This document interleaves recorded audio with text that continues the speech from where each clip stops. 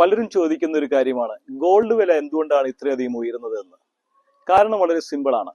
ലോകത്ത് അനിശ്ചിതാവസ്ഥകൾ സംഭവിക്കുമ്പോൾ, ഉദാഹരണത്തിന് യുദ്ധം, ട്രേഡ് വാർ, മറ്റു ദുരന്തങ്ങൾ സംഭവിക്കുമ്പോൾ ഏറ്റവും സുരക്ഷിതമായ നിക്ഷേപം എന്ന നിലയ്ക്ക് സെൻട്രൽ ഗവൺമെന്റുകൾ വാങ്ങിച്ചു കൂട്ടുന്നത് സ്വർണമാണ്.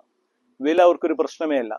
നിലവിലെ സെൻട്രൽ ബാങ്കുകളിൽ സൂക്ഷിച്ചിരിക്കുന്ന സ്വർണത്തിന്റെ കണക്ക് ഇപ്രകാരമാണ്: US 8133 ton, Germany 3352 ton, IMF 2814 ton, Italy 2452 ton, China 2290 ton.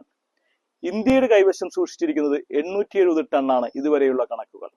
എന്നാൽ ഏറ്റവും രസകരമായ സംഭവം, ഇന്ത്യൻ ഹൗസ് ഹോൾഡിന്റെ കൈകളിൽ, അതായത് നമ്മുടെയൊക്കെ കൈകളിൽ സൂക്ഷിച്ചിരിക്കുന്ന സ്വർണത്തിന്റെ അളവ് എത്രയെന്ന് അറിയാവോ? അത് 25,000 ടൺ ആണ് നമ്മൾ സൂക്ഷിച്ചിരിക്കുന്നത്. കഴിഞ്ഞ 15 വർഷത്തിനിടയിൽ മാത്രം ഇന്ത്യക്കാർ വാങ്ങിക്കൂട്ടിയത് 12,006 ടൺ ഗോൾഡാണ്. വില പിന്നെ കൂടാതിരിക്കുമോ?